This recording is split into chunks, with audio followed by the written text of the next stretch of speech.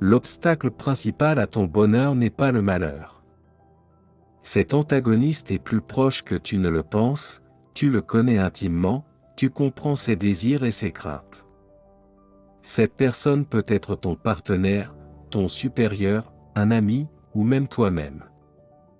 La manipulation psychologique, une forme répandue et dangereuse d'abus, peut toucher n'importe qui dans différentes sphères de notre vie.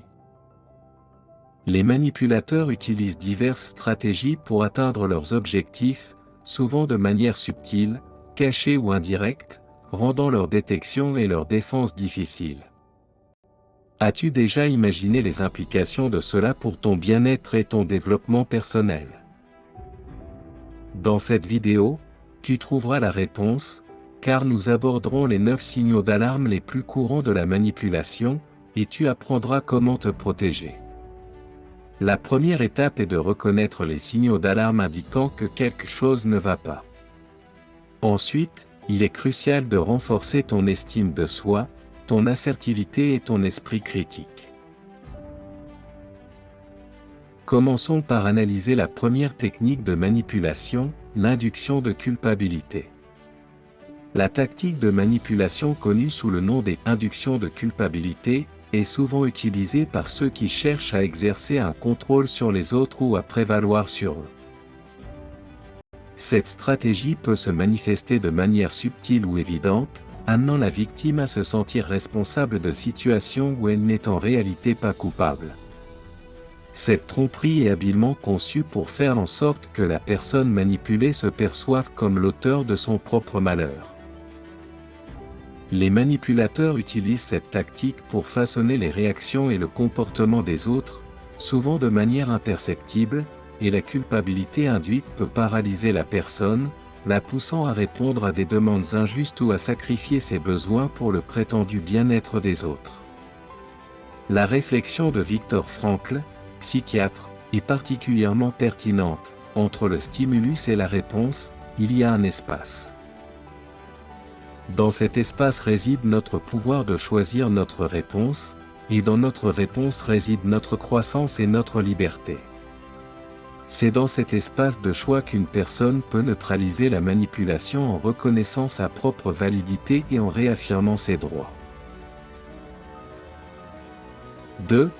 L'art d'insinuer le doute en soi, la stratégie de comparer la victime à d'autres personnes, est une forme sournoise de manipulation visant à miner l'estime de soi et la confiance en soi. Les manipulateurs utilisent cette tactique pour faire sentir à la personne qu'elle est inférieure, en contrastant ses qualités, ses réalisations ou son apparence avec celles d'autres personnes qui sont supérieures. Cette manipulation peut se manifester par des commentaires tels que « Regarde comme elle a réussi, pourquoi pas toi ? Cette personne a tout résolu, pourquoi ne peux-tu pas faire de même ou être comme elle ?» Ces comparaisons, bien que subtiles, peuvent miner l'estime de soi de la personne, créant un sentiment d'incapacité et d'infériorité. En confrontant la victime à d'autres personnes, un terrain propice est créé pour semer le doute et l'insécurité. Cette dynamique mine l'acceptation de soi et la confiance en soi, amenant la personne à remettre en question sa propre valeur à la lumière des prétendues vertus des autres. En d'autres termes, la personne finit par se décourager au lieu de se motiver. Faire face à cette tactique manipulatrice implique de reconnaître que chaque individu a son propre parcours, ses propres forces et défis. Ainsi, ne permettez à personne de vous comparer à quelqu'un d'autre. Il est essentiel de comprendre que chaque personne a son propre rythme, ses compétences et ses défis, indépendamment de l'âge. Chacun a son propre voyage, alors évitez de vous comparer aux autres. 3. Minimiser les conflits personnels est une forme subtile de manipulation qui cherche à ignorer les besoins, les préoccupations et les angoisses légitimes de la victime. Les manipulateurs utilisent cette tactique pour invalider les sentiments et les plaintes légitimes de la personne, les faisant paraître insignifiants ou exagérés. Cette forme de manipulation peut se manifester par des commentaires tels que « ce n'est pas si grave, tu exagères » ou « ce n'est pas un vrai problème ». Ces commentaires en apparence anodins ont le pouvoir d'invalider les émotions et les expériences de la personne touchée, la poussant à remettre en question la validité de ses propres sentiments, à ignorer ses propres problèmes personnels et à créer un environnement où la victime est privée de la légitimité de ses propres émotions. Cela génère un cycle d'insécurité et de manque de confiance en soi, où la personne peut commencer à douter de l'authenticité de ses propres sentiments, besoins et conflits, se sentant coupable de les avoir exprimés. Faire face à cette stratégie manipulatrice implique de reconnaître et de valider ses propres sentiments, quel que soit ce que les autres essaient de vous faire croire. Reconnaître que chacun a le droit à ses propres sentiments et préoccupations est essentiel pour neutraliser l'influence de ceux qui cherchent à minimiser les conflits personnels. Ceux qui déforment la réalité par la manipulation de la distorsion adoptent une stratégie manipulatrice qui recourt à la distorsion, à l'exagération, à l'omission d'informations, voire au mensonge, pour créer de la confusion, tromper ou persuader la victime. Ce type de manipulation compromet la perception objective de la réalité et brouille la ligne entre vérité et fiction. 4. La manipulation par la distorsion de la réalité peut se manifester par la présentation sélective d'informations, la distorsion des faits, voire la création de narrations fictives, mieux connues sous le nom de fake news. Cela crée de la confusion chez la victime, qui peut se sentir désorientée et remettre en question sa propre compréhension de la vérité. Faire face à cette stratégie de manipulation implique de développer un esprit critique et d'analyser les informations présentées. Ne rien tenir pour acquis, vérifier les sources et explorer différentes perspectives sont des étapes essentielles pour ne pas tomber dans le piège de la distorsion. Maintenir la capacité de discerner entre le réel et le déformé devient crucial pour contrer efficacement cette forme de manipulation. 5.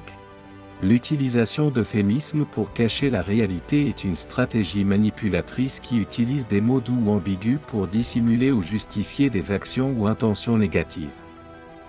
Cela vise à façonner la perception de la réalité en atténuant les termes pour en réduire l'impact ou cacher des situations défavorables. L'utilisation d'euphémismes peut être interprétée comme un moyen de détourner l'attention des aspects négatifs ou inconfortables. Des expressions telles que « ajustement du personnel » au lieu de « licenciement » ou « mesure d'ajustement » au lieu de « réduction budgétaire » sont des exemples de tentatives d'adoucir des situations difficiles. Analyser de manière critique les mots utilisés et chercher à comprendre la réalité derrière les termes atténués est crucial pour ne pas tomber dans le piège de la manipulation.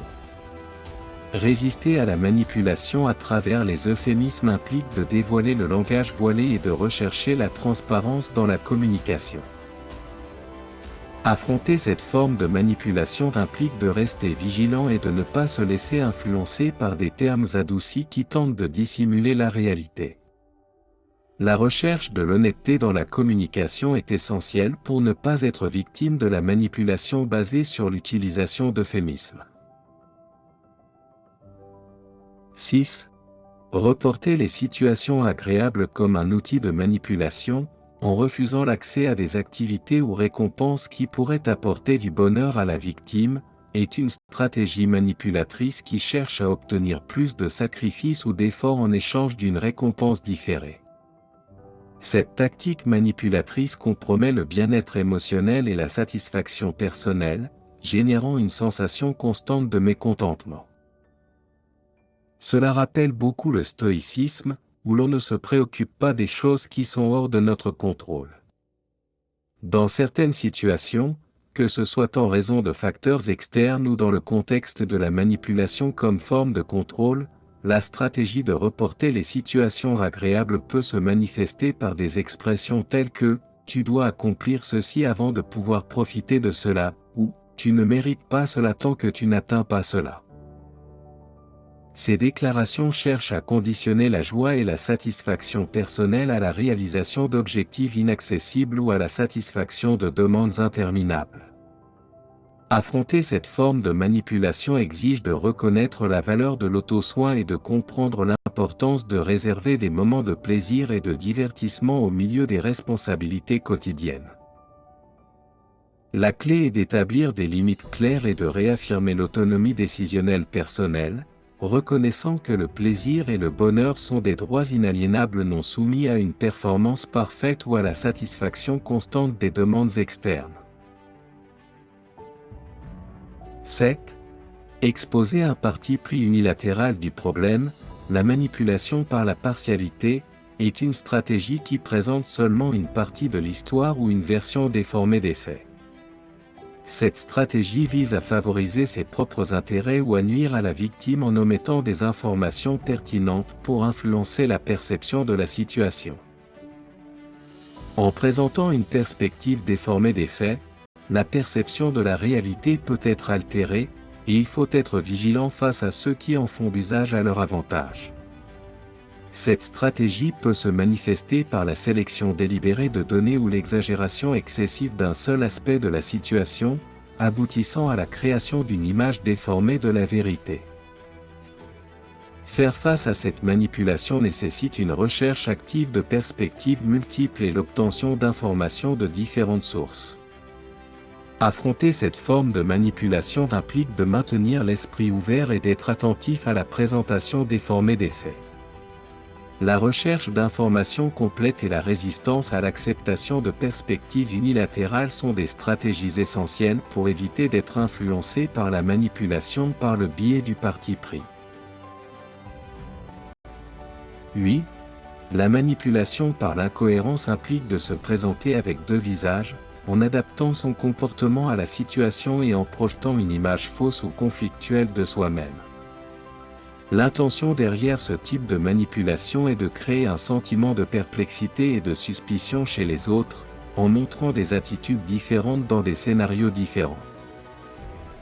Avoir deux visages peut se manifester par des actions incohérentes ou des contradictions entre les paroles et le comportement d'une personne.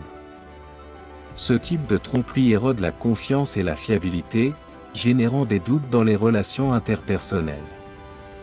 Si un ami te dit que quelqu'un parle mal de toi, essaie de creuser profondément dans les faits et évite ces personnes pour éviter d'être manipulé.